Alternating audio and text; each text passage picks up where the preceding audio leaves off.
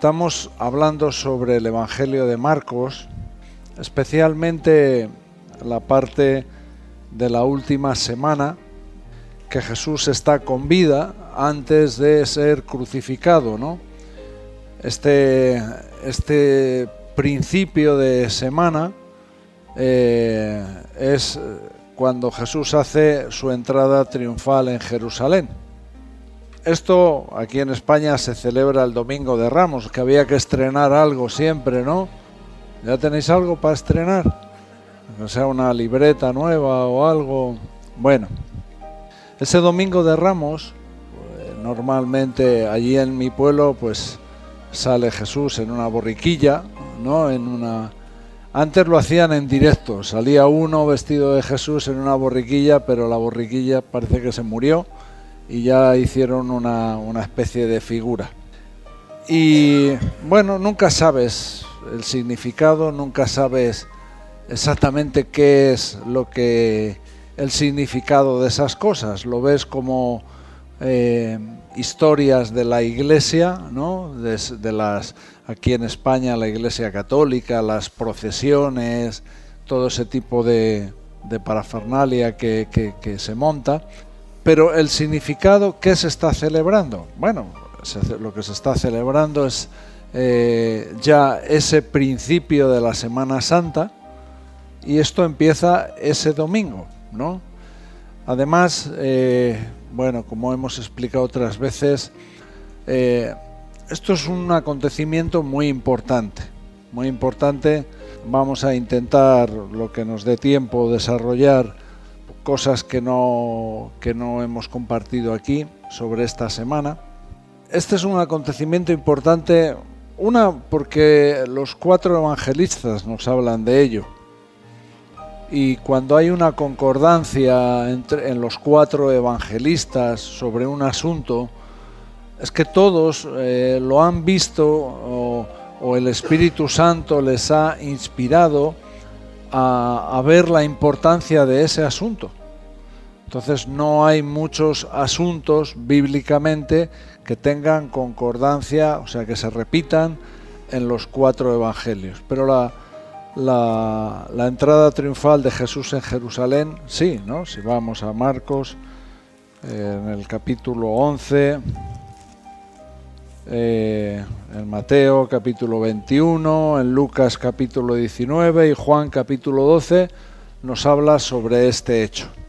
Aparte de esto, este es un acontecimiento que está profetizado por el profeta Zacarías y está profetizado también por Daniel especialmente. Y en una de las profecías realmente importantes en la Biblia, la profecía de las 70 semanas.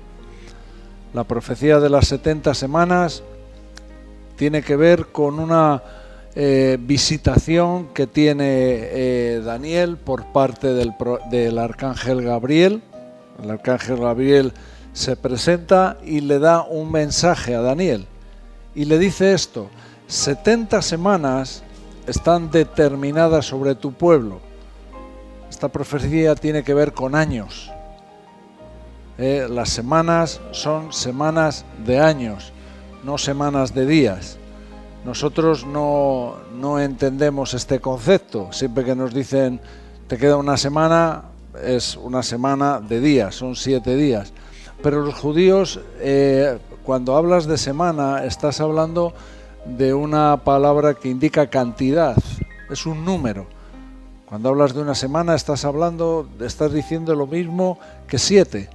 Entonces, cuando hablamos de 70 semanas, son 77, 70 semanas de años.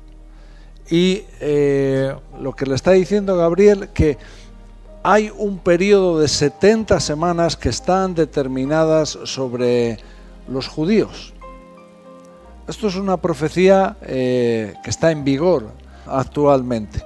Pero en este día, en el día de la entrada triunfal de Jesús en Jerusalén, según los eruditos y los teólogos, es el cumplimiento de la semana número 69.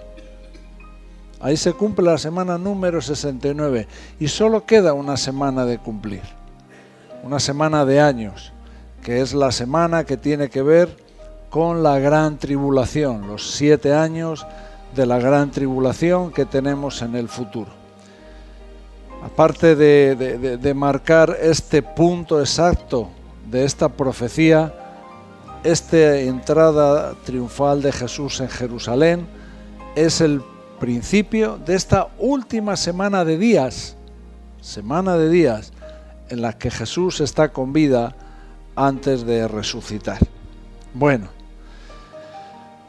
y antes de meternos en este tema, hay un acontecimiento extraño, un acontecimiento que marca un antes y un después en el ministerio de Jesús y en las actividades, en lo que Jesús está haciendo. Este acontecimiento es la transfiguración. Esto está en el capítulo 9, versículo 1, versículo 2. Entonces, del versículo 2 al versículo 12, si me ayudáis, leemos un versículo cada uno en voz alta. Venga, empezamos. Capítulo 9, versículo 2 hasta el 12.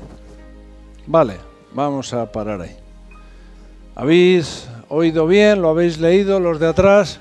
¿Sí? Bueno, empezando por el versículo 2, que nos empieza diciendo: 6 días después Jesús tomó a Pedro, Jacobo y a Juan y los lleva aparte solos a un monte alto y se transfiguró delante de ellos. Hay algunos acontecimientos en los que Jesús no está con el completo de sus discípulos, sino que solamente toma a estos 3, Jacobo, a Pedro y a Juan. Como que hay ciertas cosas en las que Jesús trata con un círculo, con un grupo mucho más reducido. Igual que hay asuntos que no trata con la multitud, solo lo trata con sus discípulos, hay algunas cosas que no los trata con el completo de sus discípulos, sino con estos 3, Jacobo, Juan y Pedro. Y dice que los lleva aparte a un monte alto y se transfiguró delante de ellos. ¿Qué significa esto de se transfiguró? ¿Qué te viene a la mente cuando oyes esta palabra? No es una palabra que se usa normalmente, no vemos cosas que se transfiguran o personas que se transfiguran. Entonces, ¿qué entendemos? ¿Qué es lo que nos viene a la mente cuando oímos la palabra transfigurarse? Venga, cambiar de forma, de aspecto. No bien, o sea, son respuestas correctas, es para hacernos una idea lo más completa posible. ¿Qué más? Cambió su parecer. O sea, es una transformación que se produce delante de estos 3. Hay una transformación, hay un cambio en su aspecto, en su figura, en su esencia, ¿no? Algo está pasando ahí, que no es normal, que no es algo que nosotros podemos hacer. Nosotros podemos cambiar ¿de qué? De chaqueta, dice Juli. Hay otros que cambian de peinado, otros. Yo ya no. No, porque este me queda bien y ya es el que uso todos los días. No, además es muy cómodo, no tiene ni que peinarte ni. Bueno, podemos cambiar de humor también. Hay algunos que tienen un humor algunos días, ¿no? Que hay que para aguantarles. Bueno, pero no podemos cambiar de esencia. Somos lo que somos. Y tenemos una naturaleza, tenemos un aspecto. Entonces aquí está ocurriendo algo sobrenatural. Algo sobrenatural. Y de alguna manera es como si Cristo quiere mostrar su majestad. Cristo quiere manifestar su gloria, ¿no? Por primera vez, o sea, los discípulos han visto cosas muy sorprendentes, han visto milagros, han visto cómo Jesús está lleno de sabiduría, lleno de gracia, pero no le han visto lleno de gloria. Y aquí es como si Jesús les da una especie de anticipo, como cuando uno quiere ver una película y quiere ver un tráiler, ¿no? Para ver de qué va la cosa. Es como que Jesús mismo les da un pequeño anticipo de lo que tiene que ver con su gloria, de lo que es su gloria. Y esto es muy importante. ¿Por qué? Porque no solamente por tener una idea de las cosas futuras, sino por tener una idea de cómo tiene que ser la iglesia. En la iglesia no solamente tenemos que tener una teología, ¿no? Tenemos que tener una enseñanza sana. Eso es fundamental y en eso estamos intentando insistir y enseñar y bueno, darle mucha importancia a la enseñanza. O sea, la iglesia necesita enseñanza y una enseñanza sana, una doctrina correcta sobre lo que Jesús quiere que enseñemos. Otro aspecto muy importante en la iglesia es la comunión. La iglesia no solamente tiene que tener enseñanza, sino la iglesia tiene que tener comunión. Tiene que haber comunión. No amistad o no ser conocido, sino comunión del Espíritu.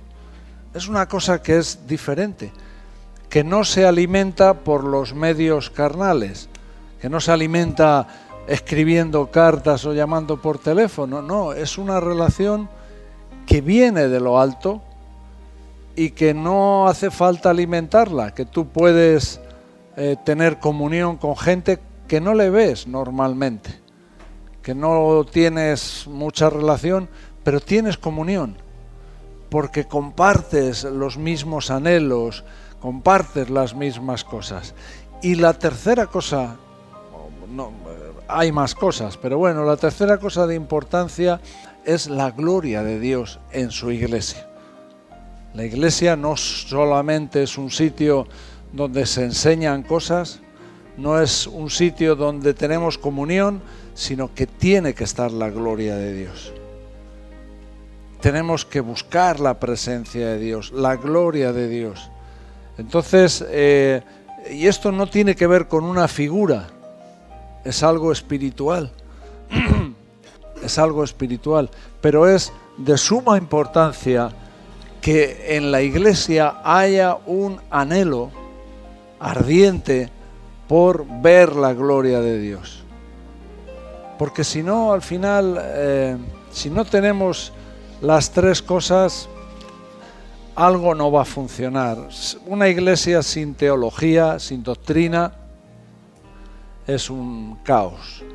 Una iglesia sin comunión, pues no es el cuerpo de Cristo que está entrelazado.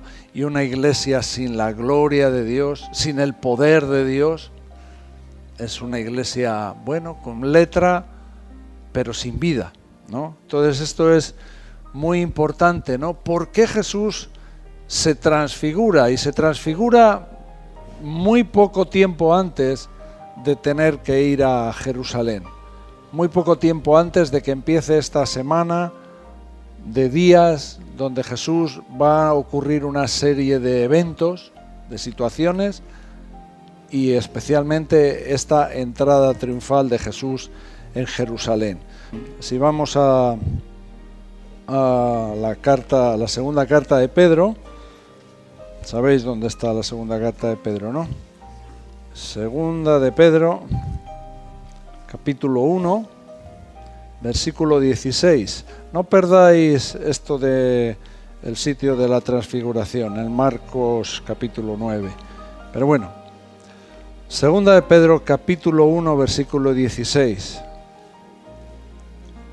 Pedro les está diciendo aquí: porque no os hemos dado a conocer el poder y la venida de nuestro Señor Jesucristo, siguiendo fábulas artificiosas, sino como habiendo visto con nuestros propios ojos su majestad.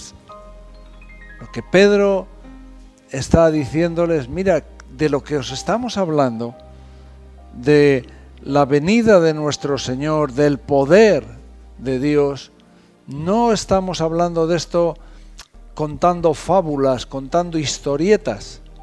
No, estamos compartiendo estas cosas como testigos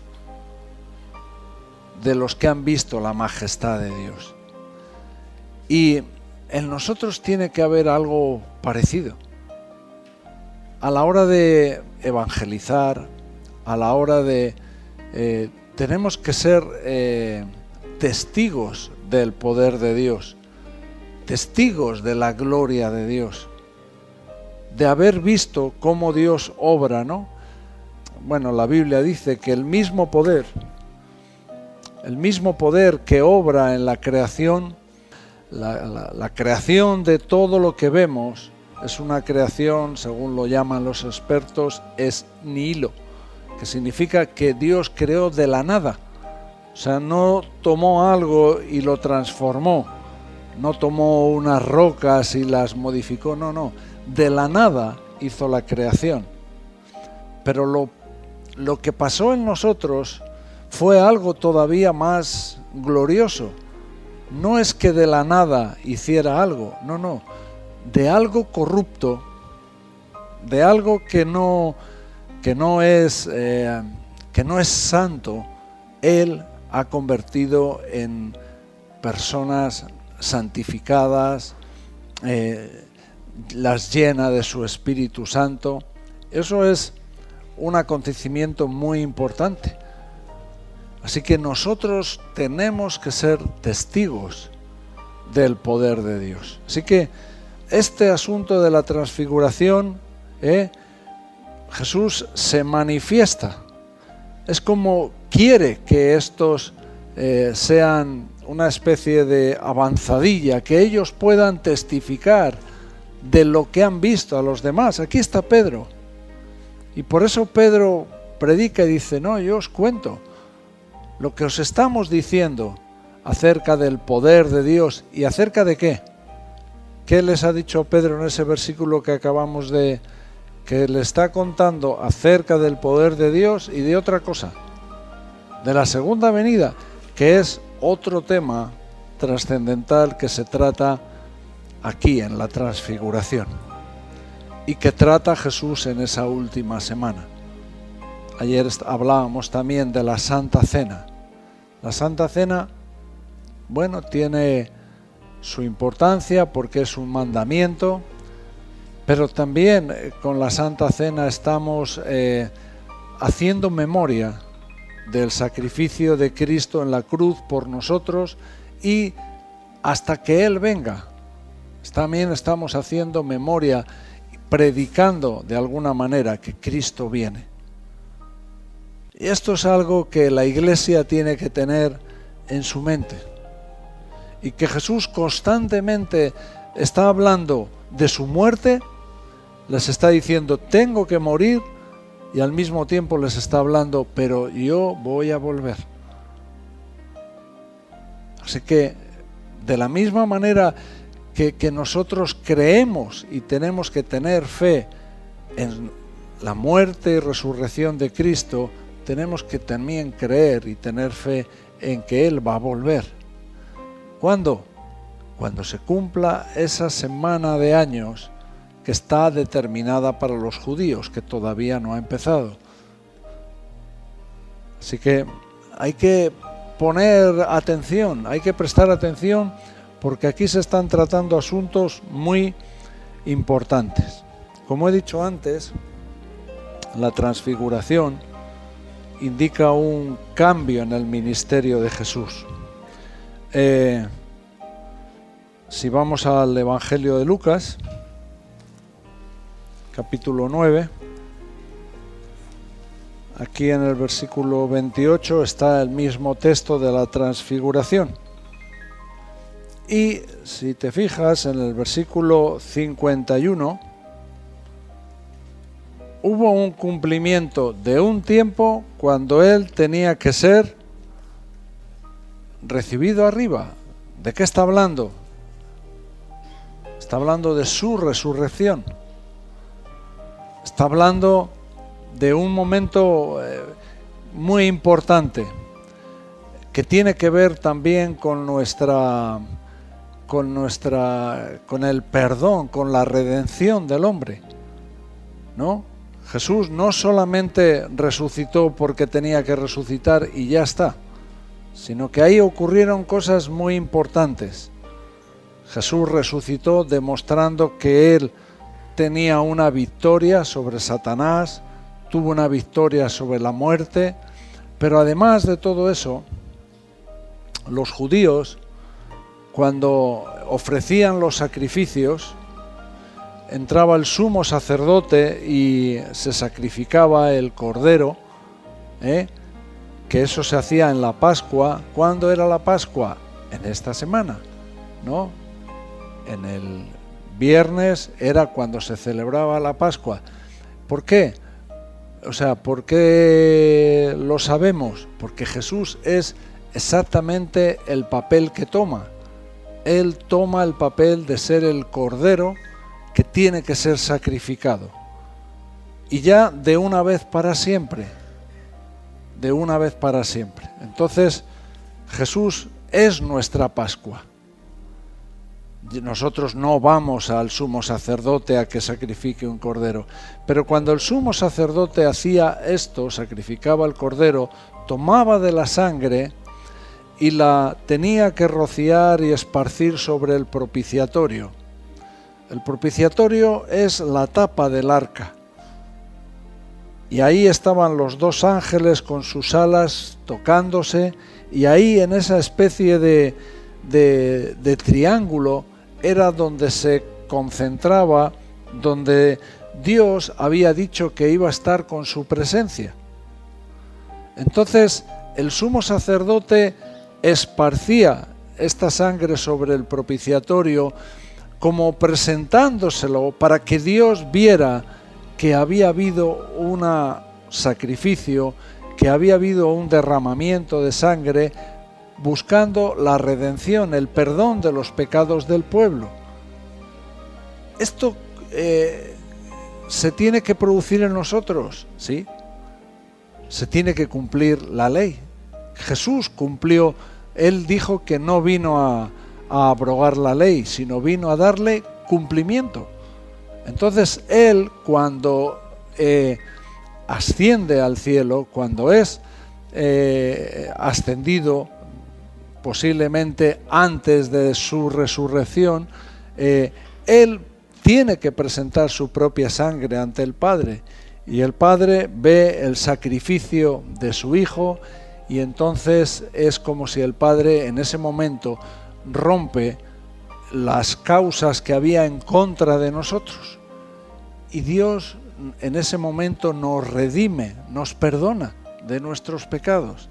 Así que hay ahí una serie de eventos y acontecimientos muy importantes que tienen que ocurrir en esos 3 días entre que Jesús muere y antes de que Jesús es resucitado, ¿no?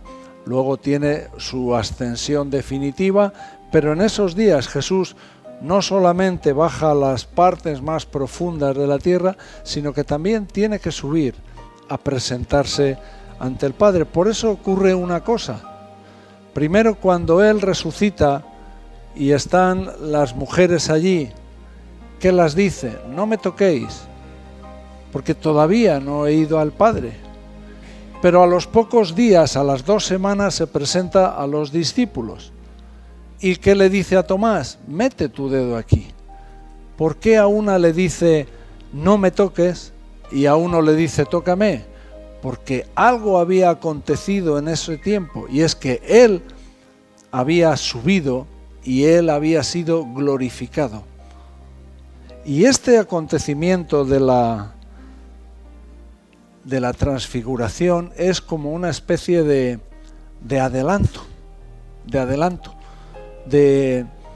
Jesús les está enseñando algo importante en este momento. Entonces, dice en el versículo, hemos dicho el versículo 51, cuando se cumplió el tiempo en el que él iba de ser recibido arriba, ¿qué hace? Afirma su rostro para ir a Jerusalén. Es como que ya en ese momento, ya después de esta transfiguración, ya Jesús pone su mirada y afirma su rostro, o sea, se pone en determinación para ir a Jerusalén. Él sabe a lo que va a Jerusalén. Si lo vemos en el versículo 44, ¿qué dice? Haced que os penetren bien en los oídos estas palabras. Estamos en Lucas, Lucas 9. Porque acontecerá que el Hijo del Hombre será entregado en manos de hombres. Pero, ¿qué pasa? Versículo 45, mas ellos no entendían estas palabras. Jesús está diciéndoles lo que le va a acontecer. Y aquí dice que afirma su rostro para ir a Jerusalén. Luego también vemos aquí a partir del versículo 57 que empieza a haber una especie de rechazo a Jesús. Es cuando ya a partir de este momento empieza a haber una oposición. Ya la gente empieza a buscar excusas, como hacemos nosotros, exactamente igual. Yendo uno en el camino, te seguiré a donde quiera que vayas. Jesús les dice, las zorras tienen guaridas y las aves de los cielos nidos, mas el Hijo del Hombre no tiene donde acostar la cabeza.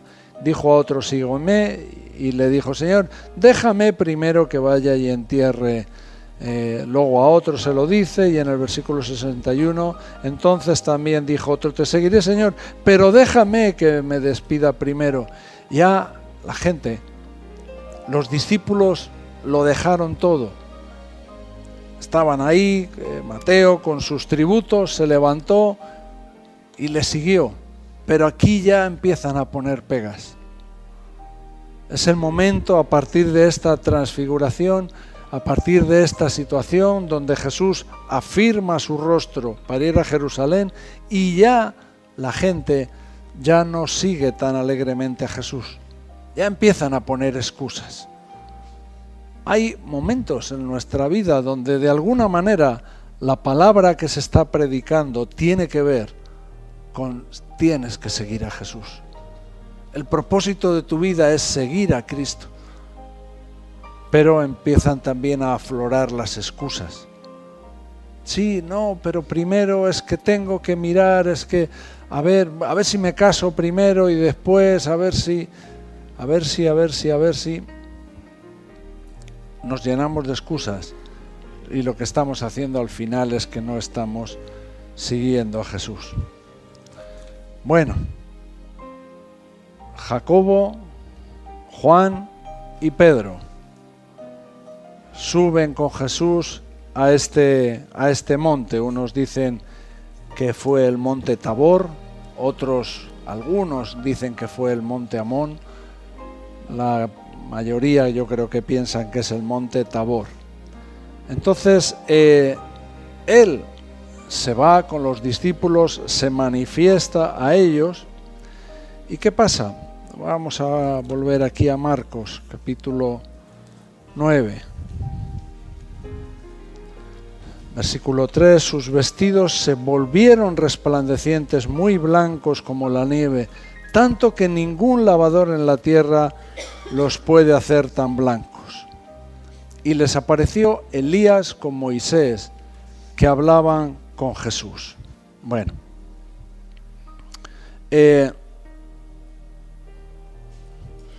hay un momento cuando Jesús está orando, cuando Jesús está en Juan capítulo 17, no lo busquéis, en el versículo 5 nos habla de que Jesús está diciéndole al Padre, Padre, glorifícame a tu lado con aquella gloria que tuve contigo antes que el mundo fuese. ¿Por qué está orando Jesús esto? Esas son esas cosas que tenemos que entender. ¿Por qué Jesús quiere que nosotros conozcamos algo de la intimidad con el Padre? Y una cosa como esta: ahora pues, Padre, glorifícame al lado tuyo con aquella gloria que tuve contigo antes que el mundo fuese. ¿Qué es lo que ha pasado? ¿Por qué Jesús está pidiendo esta cosa? Bueno, evidentemente lo que entendemos todo es que está pidiendo algo que en ese momento no tiene. ¿Cómo es posible que todos entendemos que Jesús es Dios? Son tres personas en uno, pero que lo que es prácticamente inherente, o sea, algo que va con Dios, que es su gloria, aquí Jesús está diciendo: no, dame de esa gloria que tuve contigo antes de que el mundo fuese. Como que él pedía ser restaurado en este asunto. Bueno, hay una palabra que se llama kenosis. La palabra kenosis significa un vaciamiento de sí mismo. Cuando uno se desprende voluntariamente de algo suyo para hacer algo, ¿no? Y otra cosa que nosotros a veces nos cuesta entender es que Cristo tuvo que producir una kenosis, tuvo que tener un vaciamiento de sí mismo, se despojó de su gloria, se despojó de algunos aspectos de su deidad, y esto hay que decirlo con cuidado, porque Jesús era 100% Dios, pero de algunas cosas él se despojó de sí mismo para tomar forma de siervo, para ser como uno de nosotros, para venir aquí. Y de esa manera él estaba con los discípulos. Él se había vaciado de sí mismo, pero él seguía siendo Dios, enseñaba como Dios, tenía autoridad como Dios mismo, hacía milagros, el poder era el poder de Dios, pero al mismo tiempo era 100% hombre. Pero aquí en esta transfiguración es como que Jesús, aquí dice que sus vestidos se volvieron resplandecientes como la nieve. Es como si Jesús les dice: mira, pero recordar quién soy, entender quién soy, entender con quién estáis.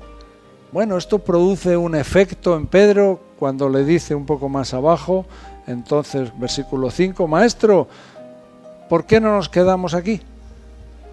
¿Por qué no hacemos unas enramadas? A ti te hacemos una y también una para Moisés y otra para Elías. Pero vamos a quedarnos aquí. Pedro ahí dijo, bueno, es literalmente, se puede decir, aquí estamos en la gloria, ¿no? Cuando yo soy un poco pesado con la calefacción, ¿no? Y cuando estás en una casa en pleno invierno y estás calentito y hace bien, ¿qué dices? Uy, aquí estoy en la gloria, ¿no? Bueno, ni nos podemos imaginar qué significa esa expresión, estar en la gloria, ¿no? Pero algún día lo estaremos. Pero Jesús les da este tipo de adelanto, ¿no? Y por eso tiene esta oración con el Padre, porque Él se ha tenido que vaciar de sí mismo. Así que, ¿qué es lo que está pasando aquí? Primero Jesús ha enseñado a los discípulos un camino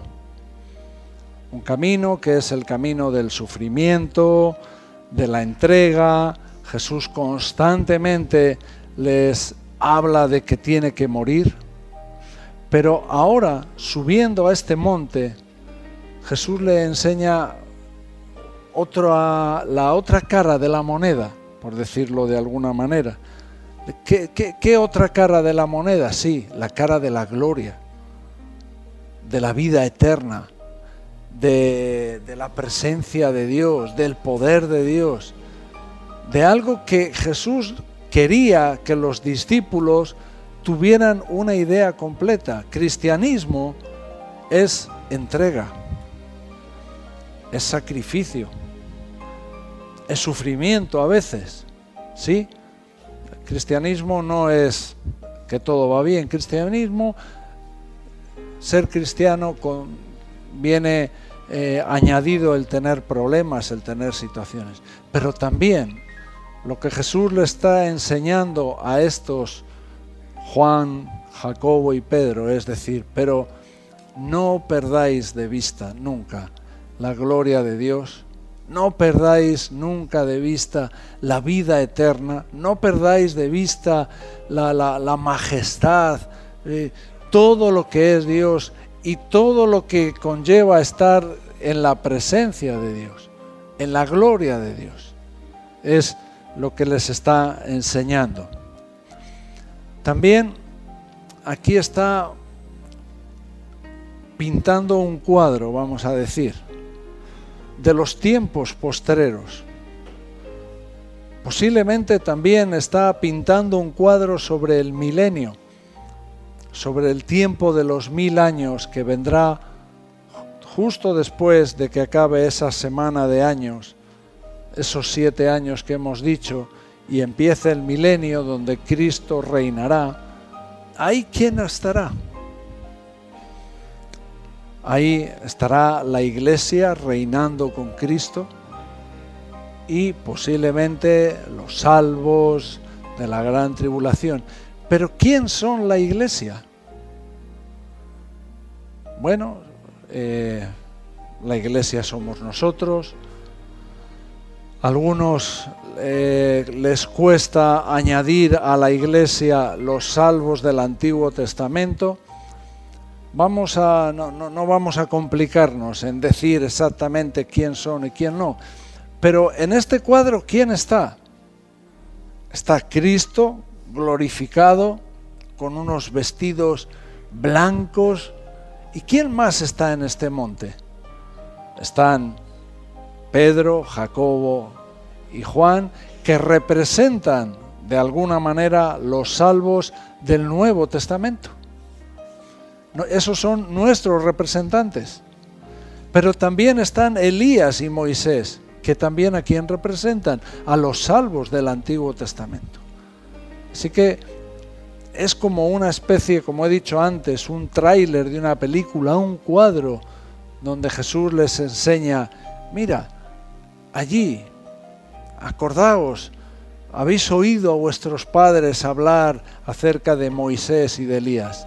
Ellos van a estar ahí, en la gloria, en la vida eterna, juntamente con los salvos del Nuevo Testamento, juntamente con los salvos de los que están aquí. Ojalá seamos todos. Seremos parte ya no de un cuadro o no parte de un tráiler, sino seremos parte de una realidad, de la película auténtica, ¿no? Donde compartiremos ese escenario. También Jesús en su primera venida, cuando nació en un pesebre, tuvo una venida en humillación. Él se vació de su gloria y vino en humillación. Nació en un pesebre, en una familia más bien humilde, pero su segunda venida no va a ser igual. La segunda venida de Cristo va a venir en gloria, con toda su gloria, con todos sus decenas de miles reinando con Él. Así que Jesús aquí también les está dando un mensaje a sus discípulos diciendo, bueno, ahora conocéis una historia del Mesías, conocéis la historia del Mesías, de un niño, de los magos, de cómo ha sido toda esa evolución, pero no habéis visto la historia completa.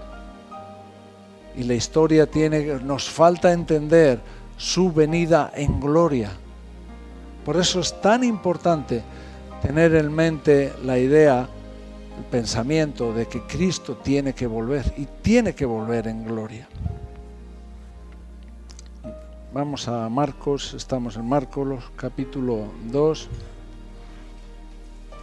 Dice el versículo 7: entonces vino una nube que les hizo sombra, y desde la nube una voz que decía: este es mi Hijo amado, a él oíd. Este es mi Hijo amado, a él oíd. Bueno, he repetido muchas veces quiénes están ahí. Vamos a centrarnos un poquito en Moisés, aunque todos conocen la historia. Pero Moisés tuvo una experiencia en el Éxodo, cuando salió de Egipto y fue atravesando el desierto para llegar a la tierra prometida. ¿Qué promesa Dios le hizo a Moisés cuando él tuvo que salir de Egipto? Le hizo varias promesas, pero una de las promesas más fundamentales, más importantes, ¿sobre qué tenía que ver? Mi presencia irá contigo. ¿Y qué le dijo Moisés? Si tu presencia no va a ir conmigo, no nos saques de este sitio. O sea, Dios le da una promesa, que es una promesa que Dios ha dado a la iglesia, que Dios nos ha dado a nosotros. Ayer estaba por la noche, no he dormido casi, no sé qué me estaba pasando, igual es que me estoy haciendo mayor, pero estaba con una tristeza, con una cosa, pensando en algunas personas y bueno, me acordé de este versículo, que Dios es el que va a librar nuestras batallas, y la otra asunto es su presencia va con nosotros. Su presencia va a ir con nosotros. Dios no te va a dejar solo. Sí, a veces es duro estar en medio del desierto, pero la presencia de Dios va a ir contigo. A veces parece que estos son figuras retóricas, son figuras un poco... No, estamos hablando de una literalidad. Esto es literal. Dios ha prometido y promete a su iglesia que va a estar contigo y que va a librar tus batallas. Él sabe cómo somos, sabe de tus debilidades, sabe de las tentaciones, sabe las cosas que pasan. Y Dios quiere transformar nuestra vida, quiere que podamos participar de esta gloria a la que Jesús llevó a sus discípulos. Este es el mismo Pedro que le iba a negar, el mismo Pedro que le quiso decir: en ninguna manera esto te acontezca. El mismo Pedro que le está diciendo: vamos a hacer unas enramadas y nos quedamos aquí. ¿Qué hubiera sido de nosotros si Jesús le hubiera hecho caso? Vale, venga, vamos a preparar aquí 3 chalets adosados, ¿no? Y nos quedamos aquí. ¿Qué hubiera sido de nosotros si Jesús no hubiera hecho esa entrada triunfal en Jerusalén? Y si no hubiera afirmado su rostro para ir a Jerusalén, determinado a morir. Él sabía que iba a morir. Pero gracias a Dios que Jesús cumplió a la perfección la voluntad de Dios. Y por eso hoy podemos tener esperanza. Porque estamos hablando de una realidad.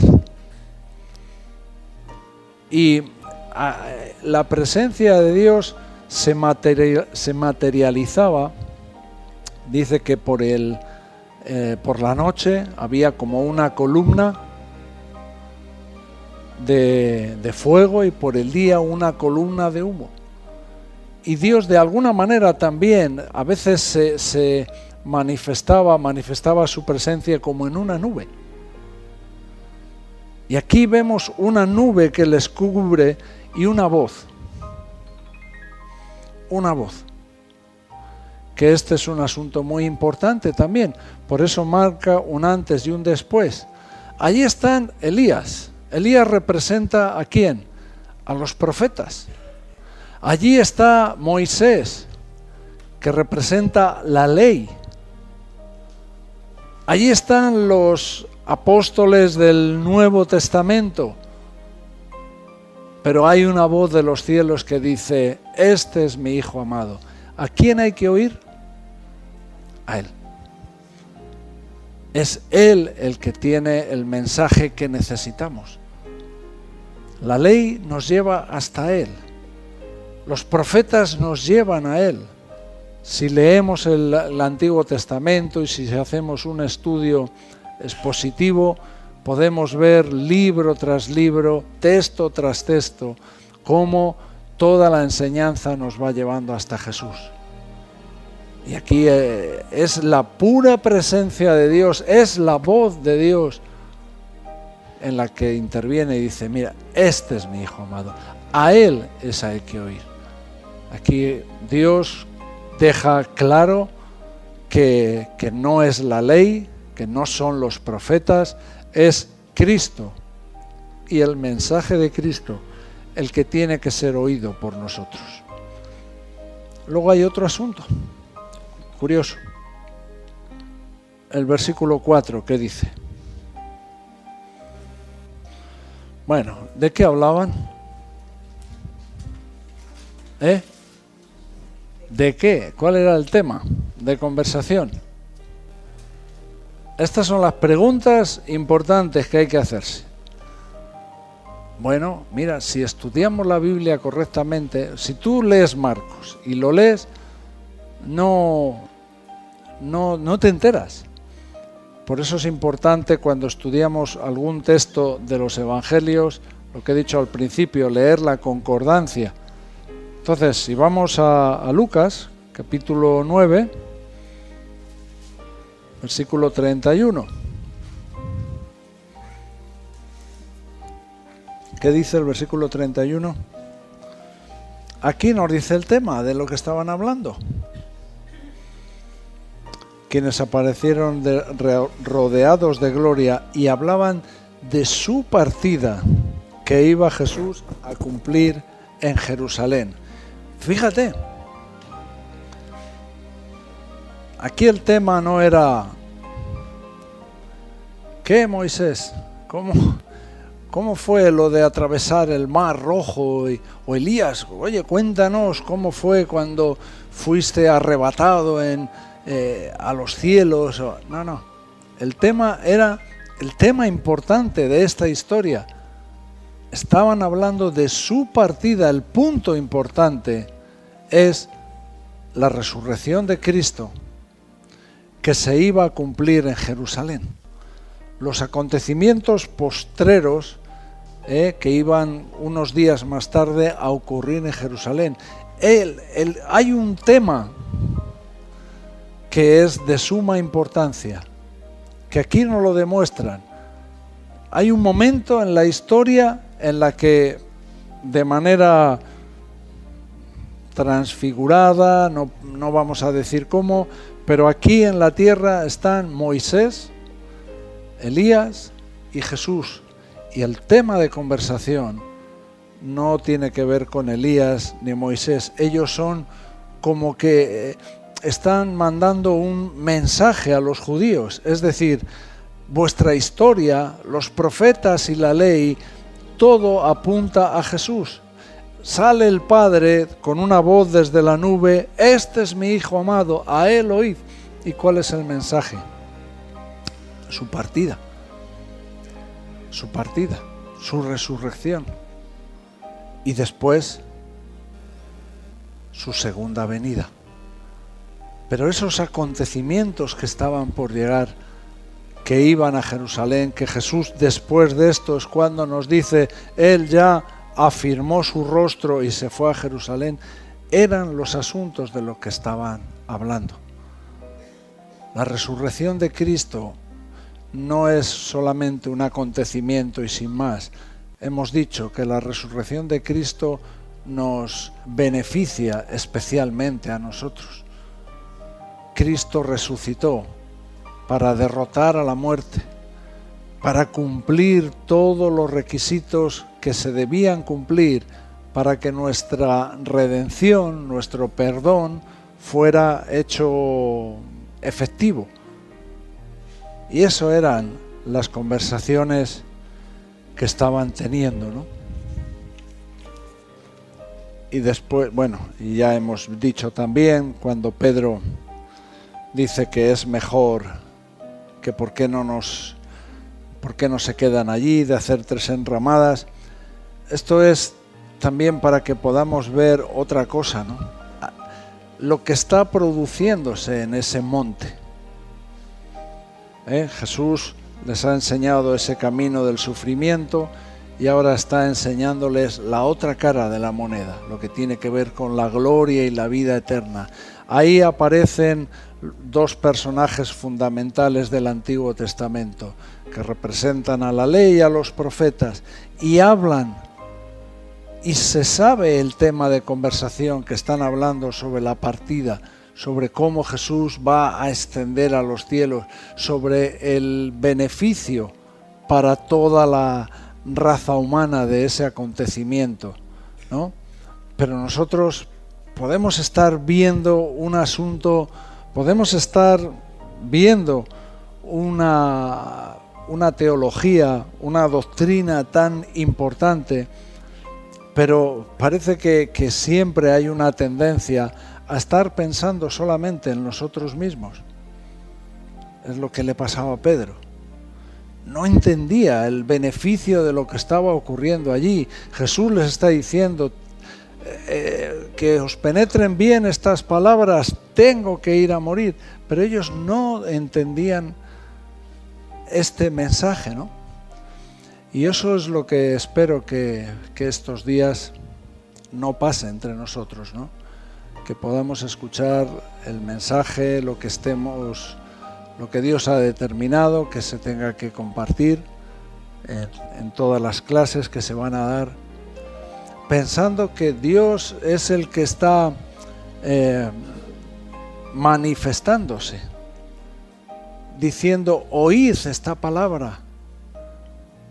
Oíd esta palabra. Ya no estamos hablando de historias, de fábulas. Estamos hablando de lo que hemos visto y hemos oído. Hemos visto cómo el poder de Dios ha transformado las vidas y que hoy tienen un fruto de ese arrepentimiento, de esas vidas. Así que Jesús está aquí como marcando un antes y un después y apuntando directamente a esta semana que empieza con la entrada triunfal de Jesús en Jerusalén.